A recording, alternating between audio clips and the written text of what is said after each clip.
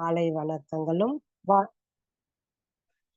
வாழ்க வளமுடன் வாழ்த்துக்களையும் தெரிவித்துக் கொள்கிறோம். மிகவும் அமைதியான ஒரு தவத்தை வழிநடத்திய அம்மா அவர்களை அனைவரும் சேர்ந்து தவநிலையிலிருந்து வாழ்த்துவோம். பேராசிரியர் அருள்நிதி சுதா கலிங்கன் அம்மா அவர்கள் வாழ்க வளமுடன். அம்மா அவர்களும் அவர் தம் அன்பு குடும்பமும் அருட்பேராற்றல் கருணையினால் உடல் நலம், நீளாயுள், நிறை செல்வம், உயர் புகழ், மெய்ஞானம் ஓங்கி வாழ்க வளமுடன், வாழ்க வளமுடன், வாழ்க வளமுடன். நன்றிங்கம்மா. வாழ்க வளமுடன்ங்கம்மா. வாழ்க வளமுடன் அம்மா. தெளிவு குருவின் திருமேனி காண்டல், தெளிவு குருவின் திருநாமம் செப்பல், தெளிவு குருவின் திருவார்த்தை கேட்டல், தெளிவு குருவுரு சிந்தித்தல் தானே. இன்னைக்கு நாம முதுகெலும்பின் பாதுகாப்பு என்ற தலைப்புல சிந்தனை செய்ய இருக்கிறோம். நம் நாட்டின் முதுகெலும்பு எது அப்படின்னு ஒரு கேள்வி கேட்டா, விவசாயம் தான் நம் நாட்டின் முதுகெலும்பு. ஏன்னா, விவசாயிகள் விவசாயம் செய்யறதால தான் நாம் அனைவருமே 3 வேளை உணவு குறைவில்லாம நிறைவா சாப்பிட்டுட்டு உயிர் வாழ்ந்துகிட்டு இருக்கோம். அதனால நம் நாட்டின் முதுகெலும்பு விவசாயம். அதே மாதிரி ஒரு வீட்டின் முதுகெலும்பு யார் அப்படின்னு ஒரு கேள்வி கேட்டா, ஒவ்வொரு வீட்டின் குடும்பத் தலைவர் தான் அந்த வீட்டின் முதுகெலும்பா திகழ்வாரு. ஏன்னா, அந்த தலைவர் உழைச்சி உழைப்புல தான் இந்த குடும்பமே ஒரு சிறப்பா, ஒரு சந்தோஷமா வாழ்ந்துகிட்டு இருக்கு.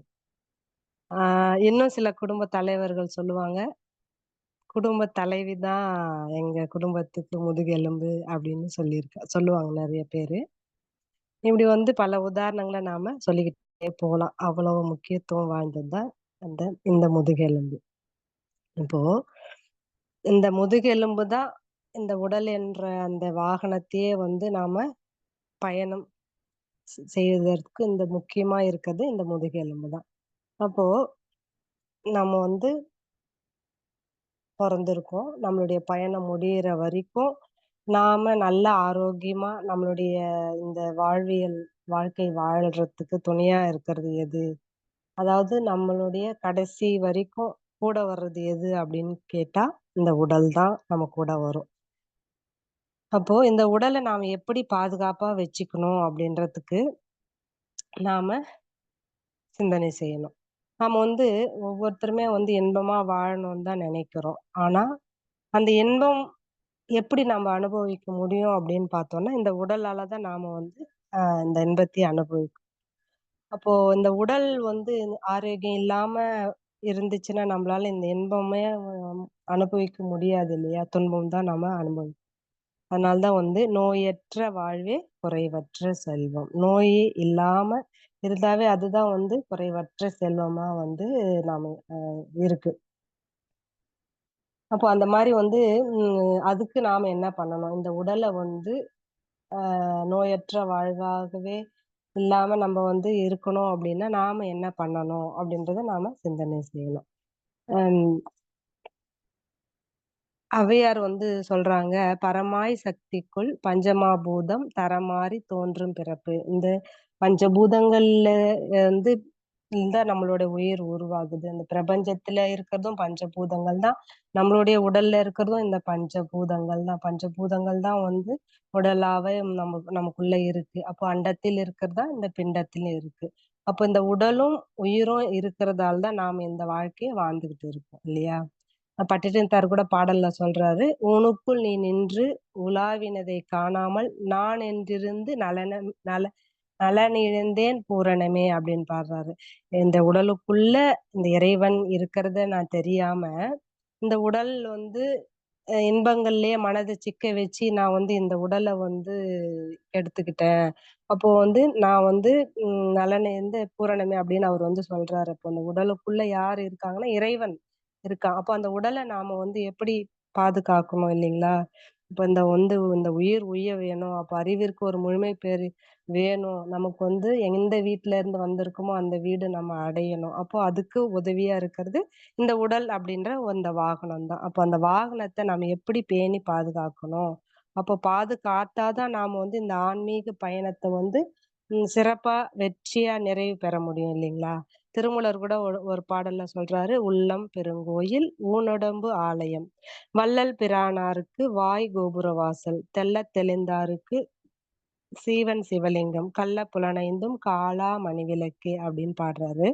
இப்போ இந்த உள்ளம் தான் நமக்கு வந்து பெருங்கோவில். இந்த உடம்பு வந்து ஒரு ஆலயமா திகழணும். அப்போ இந்த ஆலயம் உடல் வந்து ஒரு ஆலயம். அந்த ஆலயத்த நாம எப்படி பாதுகாத்து வச்சுக்கிட்டா தான், அந்த இறைவனே நமக்குள்ள வந்து நம்ம உள்ளத்துல வந்து இருப்பாரு அப்படின்றதுக்காக பாடலா குடுத்திருக்காரு திருமூலர். அப்போ நம்ம இந்த உடல் எப்படி வச்சுக்கணும் அப்படின்றதுக்காக, நமது ஆசான் அருட்தந்தை வேதாத்ரி மகரிஷி அவங்க வந்து, உலகுல இருக்கிற பலவிதமான உடற்பயிற்சி முறைகள் எல்லாத்தையும் வந்து அவரு வந்து அதுல செலக்டடா சி சிறப்பானவற்றை தேர்ந்தெடுத்து, அவருக்குள்ள இருக்கிற அந்த மருத்துவ துறையில இருக்கிற அந்த அனுபவத்த கொண்டு ஆராய்ச்சி செஞ்சு, பல ஆண்டு காலம் அவர் வந்து தன்னுடைய உடலே ஒரு ஆய்வுக் கூடமா வச்சு, நமக்கு வந்து எப்படி குடுத்துருக்காருன்னா, எளிய முறை உடற்பயிற்சிய நமக்கு வந்து குடுத்துருக்காரு. அப்போ அது வந்து எப்படி இருக்குன்னா, உறுப்புகளை எல்லாம் வந்து எதையும் வருத்தாம ரொம்ப சிம்பிளா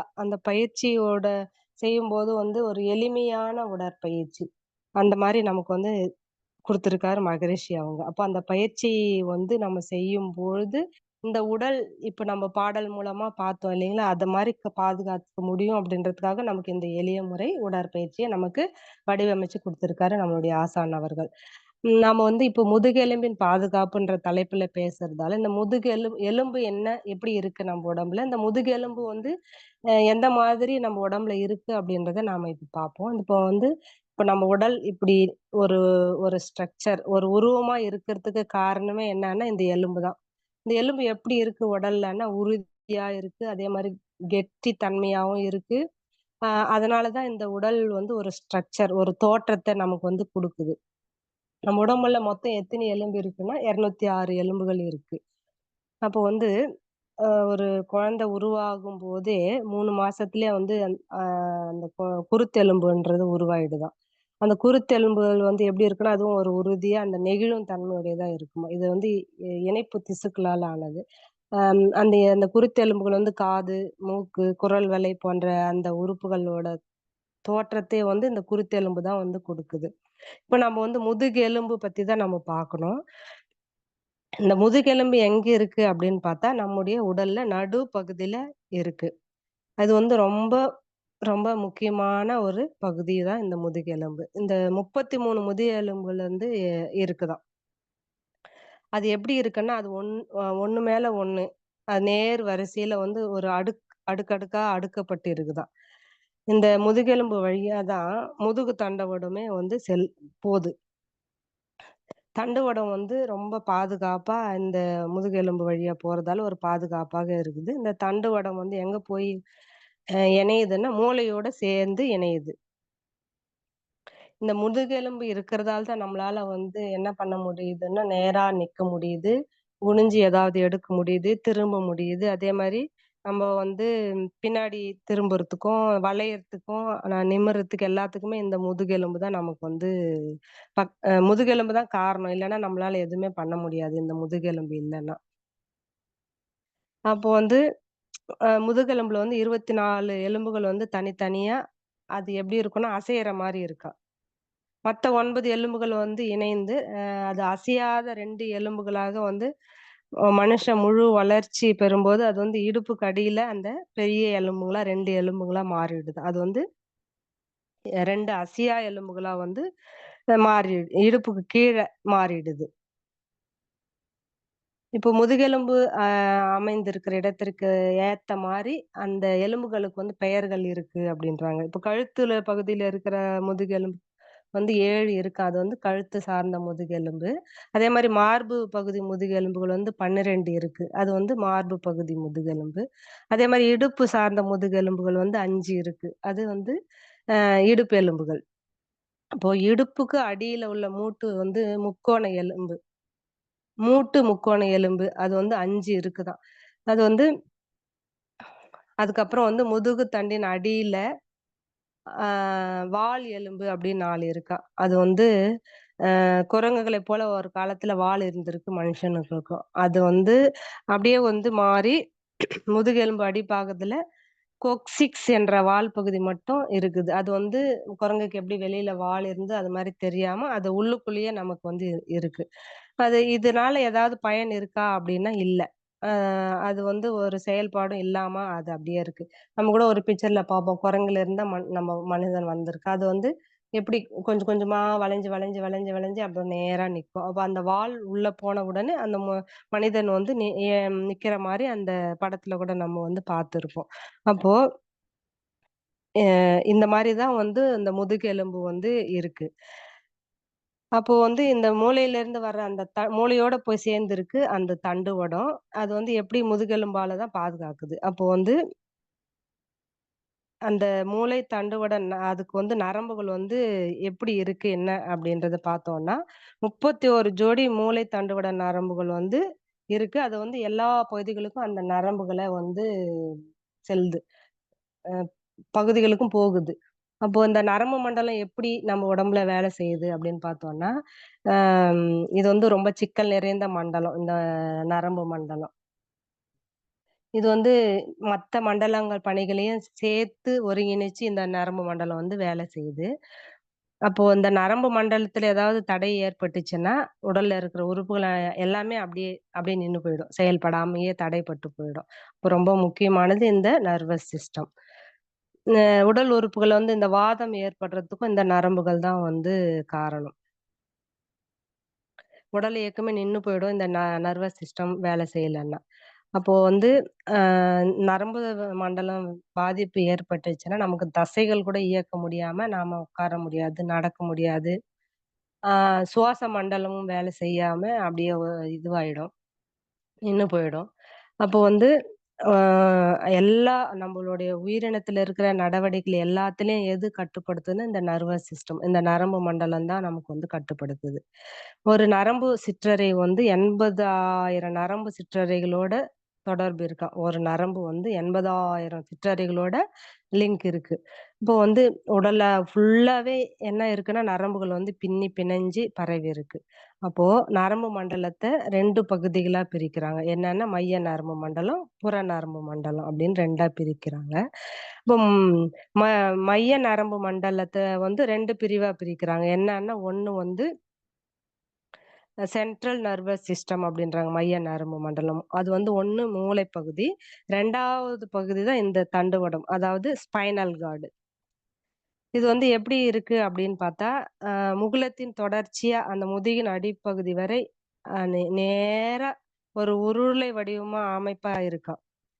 அது வந்து வெளியில இருந்து சுற்றுப்புறத்தில இருந்து பெறப்படுற உணர்வுகளை வந்து உணரும் அமைப்புகளுக்கு உணர்வு உறுப்புகள் அப்படின்னு பேர் இருக்கு. உணர்வு உறுப்புகள் மூலமா தான் வந்து புறத்திலிருந்து அனுப்புற எல்லா செய்திகளையும் வந்து மூளைக்கு அனுப்புமாம், இந்த உணர்வு உறுப்புகள்.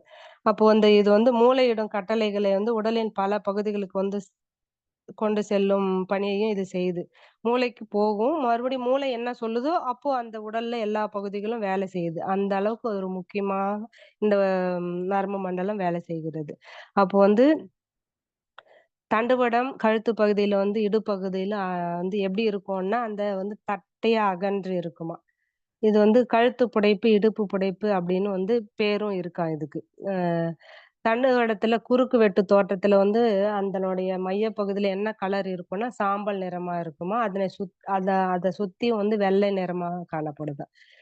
மேல மேலும் வந்து தண்டுவடத்துல வந்து மே மேலும் கீழும் வரி பள்ளங்களா இருக்காம். 31 இணைகள் வந்து தண்டுவட நரம்புகள் வந்து அது கூட இருக்காம். இப்போ சில சமயம் வந்து என்ன ஆகும்னா, தண்டுவடம் மூளைக்கு செய்திகளை தண்டுவடம் வந்து மூளைக்கு செய்திகளை அனுப்பாம, அந்த தண்டுவடமே வந்து அந்த செயல வந்து ஒரு வழிமுறைப்படுத்தி உடல் உறுப்புகளுக்கு கட்டளையா அனுப்பும் அப்படின்றாங்க. உதாரணமா என்ன அப்படின்னு பார்த்தோம்னா, இப்போ கையில நெருப்பு படுது. உடனே வந்து என்ன பண்ணுவோம்னா, எடுத்துக்குவோம் டக்குன்னு. அப்போ அது வந்து தண்டுவடம் மூளைக்கு சொல்லி மூளை வந்து சொல்லி செய்யறதில்ல. அது அனைச்சு செயலியா, அந்த நெருப்பு கையில பட்ட உடனே டக்குன்னு எடுக்கிற மாரி தானாவே அது வந்து செயல்படுது. அதே மாரி தான் அம் அ ஒரு தூசி கண்ணுல விழுந்துச்சுன்னா, உடனே கண்ணு மூடிக்குது. இதுவும் அதே மாரி தான் அனிச்சை அனிச்சை. செயலா வந்து தண்டுவடத்தின் அணிச்சு செயலா வந்து இது செயல்படுது.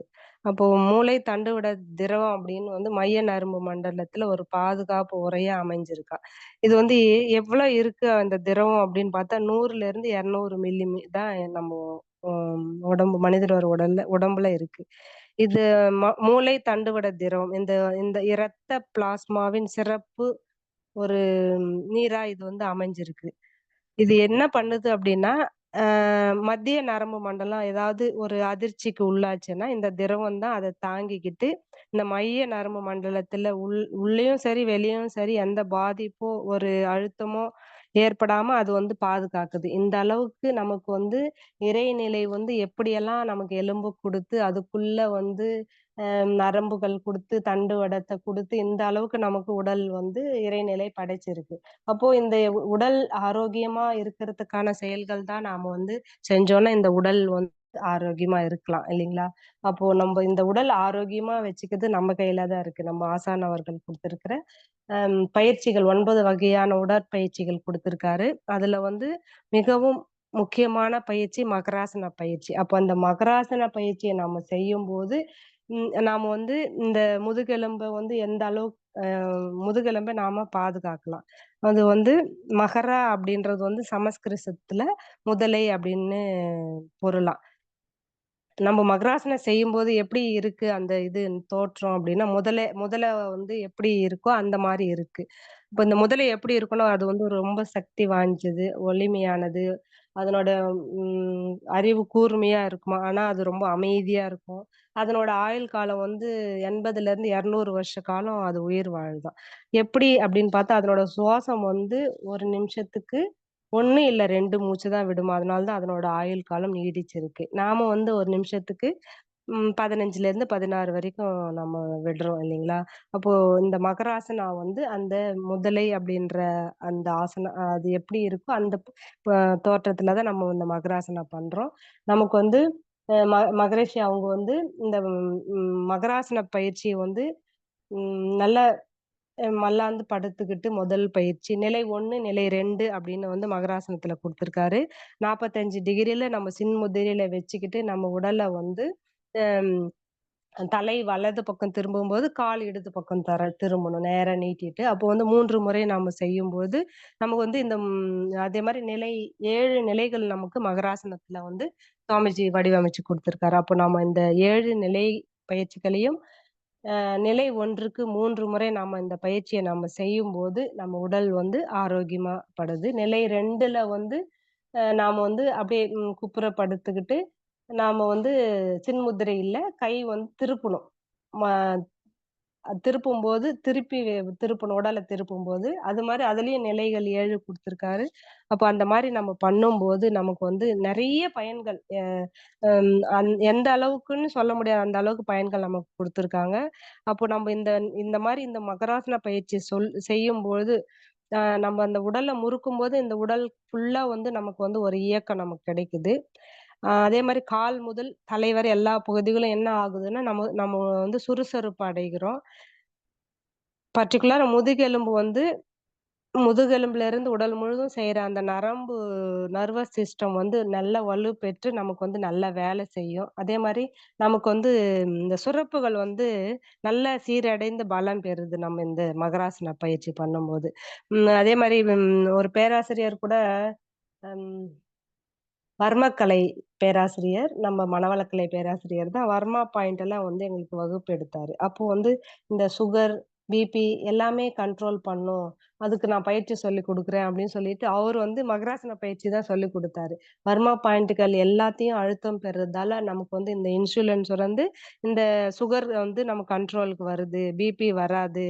அதே மாரி பெண்களுக்கு வந்து இந்த கர்ப்பப்பை பிரச்சனைகள் வராது. மாதவீடு பிரச்சனைகள் வராது. அப்புறம் வந்து இந்த மலட்டுத்தன்மை வந்து நீக்கும். அதே மாரி கணையம் வந்து சுறுசுறுப்பா இயங்குறதால நமக்கு வந்து இன்சுலின் சுரந்து, அதனால சர்க்கரை நோய் வராது அப்படின்றதையும் அவர் வந்து செஞ்சு காமிச்சாரு. அப்புறம் எங்களுக்கு தெரிஞ்சது நமக்கு மகரிஷி குடுத்த பயிற்சிகள் தானே இதெல்லாம் அப்படின்ற மாரி இருந்தது. அ அதாவது வர்ம் அப் பாயிண்ட் கத்துக்கும்போது நமக்கு வந்து ரொம்ப ஈஸியா இந்த மகராசனா பண்ணும்போது நெறைய ப்ராப்ளம்கள் வந்து நமக்கு கட்டுப்படுது அப்படின்னு சொல்லிட்டு. நம்ம வந்து அந்த குப்புற படுத்துட்டு செய்யும்போது, நமக்கு வந்து தொப்பையும் குறையும். இப்ப தொப்பை அதிகமா இருக்கிறது அந்த L1, L4, L5 ப்ராப்ளம் எல்லாம் வருது. அப்போ அந்த அந்த சதையெல்லாம் நம்ம வந்து கொழுப்பு அந்த இதெல்லாம் கரையும்போது நமக்கு அந்த ப்ராப்ளமும் வராது. பண்றதுக்கு கூட அந்த L4, L5 ப்ராப்ளம்னு வந்து பயிற்சி கத்துக்கிட்டாங்க வந்து. அ மகராசனா செஞ்ச உடனே அவங்களுக்கு பெல்ட் போட்டுக்கிட்டு தான் அவங்க வெளியவே வருவாங்க. நின்னு கொஞ்ச நேரம் வேலை செய்ய முடியாது. இந்த மகராசனம் செய்யும்போது அவங்களுக்கு அந்த ப்ராப்ளம் எல்லாம் சால்வ் ஆச்சு. அவங்க ரொம்ப சந்தோஷப்பட்டாங்க. நம்ப மன்றத்துக்கு வந்து கத்துக்கிட்டு நான் இந்த அளவுக்கு குணமடைஞ்சேன் அப்படின்னு சொல்லிட்டு. அப்போ வந்து நாளமில்லா சுரப்பிகள் கூட வந்து சீரடையதால நமக்கு இந்த கருப்பை சம்பந்தமான நோய்கள் வந்து வராது. நம்ம உடல் முழுவதும் நாம இந்த இப்படி முறுக்கி செய்யறதால நம்ம உடல்ல வந்து ரத்த ஓட்டம், வெப்ப ஓட்டம், காற்று ஓட்டம்லாம் எல்லாமே சீரடையுது. நமக்கு மூட்டு வலி வராது. அப்போ நரம்பு சம்பந்தமான கோளாறுகள் எதுவுமே வராது. அப்புறம் இடுப்பு வலி, முதுகு வலி, அப்புறம் கழுத்து வலி எல்லாம் சொல்லுவாங்க இல்லைங்களா? எல்லா வலிக்கும் நிவாரணி இந்த அ மகராசனா தான். மகராசனா நிலை 1, மகராசனா நிலை 2ம் வந்து எப்படி நாம கத்துக்கிட்டோமோ முறையா, அதுக்கு ஏத்த மாரி நாம செய்யும்போது, இந்த 40 டிகிரில நம்ம கை செய்யும்போது, கையில கூட வந்து இந்த வர்மா பாயிண்ட் இருக்கிறதால நமக்கு அதனால பலன்கள் அதிகமா இருக்கு. கால்களையும் வந்து நல்ல க நம்ம எப்படி கத்துக்கிட்டோமோ முறையா, அது மாரி நாம தினமும் இந்த பயிற்சிய செய்யும்போது, எண்ணற்ற பலன்கள் நெறைய சொல்லிக்கிட்டே போலாம். அவ்ளோ பலன்கள் இருக்கு. நாம வந்து இந்த பயிற்சிய வந்து நமக்கு ஆசான் அவர்கள் மிக எளிமையான முறையில நமக்கு குடுத்திருக்கிற ஒரு பொக்கிஷம். அப்ப நாம இந்த மகராசன பயிற்சியை செஞ்சு நம்மளுடைய முதுகெலும்பை பாதுகாப்போம் என்று கூறி, இந்த வாய்ப்பை அளித்த அனைத்து அன்பு உள்ளங்களுக்கும் நன்றி பாராட்டி, உரையை நிறைவு செய்து கொள்கிறேன். நன்றி, நன்றி. வாழ்க வளமுடன். நன்றிங்கம்மா. வாழ்க வளமுடன்ங்கம்மா. மிகச் சிறப்பாக சொன்னீங்க முதுகெலும்பின் மகத்துவத்த பத்தி. அதற்கு நமது மகரிஷி ஐயா அவர்களோட உடற்பயிற்சியான மக்கராசனத்த மிகவும் அத வந்து அ அழுத்தமா விளக்குனீங்கம்மா. மிக்க நன்றிங்கம்மா. வாழ்க வளமுடன். அம்மா அவர்களை அனைவரும் வாழ்த்துவோம். பேராசிரியர் அருள்நிதி நாகராணி புருஷோத்தமன் அம்மா அவர்கள் வாழ்க வளமுடன். அவர்களது உடல்நலம், மனவளம் வாழ்க வளமுடன். அம்மா அவர்களின் அருள் தொண்டு மென்மேலும் சிறந்தோங்க வாழ்க வளமுடன். அம்மா அவர்கள் அருட்பேராற்றல் கருணையினால் உடல்நலம், நீளாயுள், நிறை செல்வம், உயர் புகழ், மெய்ஞானம் ஓங்கி வாழ்க வளமுடன், வாழ்க வளமுடன், வாழ்க வளமுடன் அம்மா. தினசரி நிகழ்வுகள் பற்றிய அறிவிப்பு. காலை 5 மணிக்கு மகரிஷி ஐயா அவர்களின் பாடல்கள், 5:30க்கு தவம், 6 மணிக்கு காயகல்பம் மற்றும் உடற்பயிற்சி. அனைத்தும் ஆடியோ அண்ட் வீடியோவில் நடைபெறும். அனைவரும் கேட்டுக்கொண்டும் பார்த்துக் கொண்டும் செய்யலாம். மீண்டும் மாலை 6 மணிக்கு மகரிஷி ஐயா அவர்களின் பாடல்கள், 6:25க்கு மாலையில் செய்யும் காயகல்பம், 6:30க்கு தவம், 7 மணிக்கு சிந்தனை, 7:30க்கு உலக நல வாழ்த்துடன் நிறைவு. பிரதி சனிக்கிழமை மாலை தவத்தினை தொடர்ந்து 7 மணி முதல் 7:30 மணி வரை ஐயம் தெளிதல் நிகழ்வு நடைபெறும். அவரவர் சந்தேகங்களை தெளிவுபடுத்திக் கொள்ளலாம். பிரதி ஞாயிற்றுக்கிழமை மாலை 7 மணி முதல் 7:30 மணி வரை சிறப்பு சிந்தனை நடைபெறும். வாழ்க வளமுடன். இப்பொழுது உலக நல வாழ்த்து. உலகமெல்லாம் பருவமழை ஒத்தபடி பெய்யட்டும். உழவரெல்லாம் தானியத்தை ஓப்புடனே பெருக்கட்டும். பல தொழில்கள் புரிகின்ற பாட்டாளி உயரட்டும். பகுத்துணர்வில் தொகுத்துணர்வு பண்பாட்டை உயர்த்தட்டும். கலகங்கள் போட்டி பகை கடந்தாட்சி நடக்கட்டும். கல்லாமை கடன் வறுமை களங்கங்கள் மறையட்டும். நல வாழ்வை அளிக்குமே ஞான ஒளி வீசட்டும். நம் கடமை அறவாழ்வின் நாட்டத்தே சிறக்கட்டும். நம் கடமை அறவாழ்வின் நாட்டத்தே சிறக்கட்டும். நம் கடமை அறவாழ்வின் நாட்டத்தே சிறக்கட்டும். வாழ்க வையகம், வாழ்க வையகம், வாழ்க வளமுடன். மீண்டும் நாளை காலை அமர்விலே சந்திப்போம். மனம் மகிழ்வோடும் நிறைவோடும் இந்நிகழ்வினை நிறைவு செய்து கொள்வோம். வாழ்க வளமுடன்.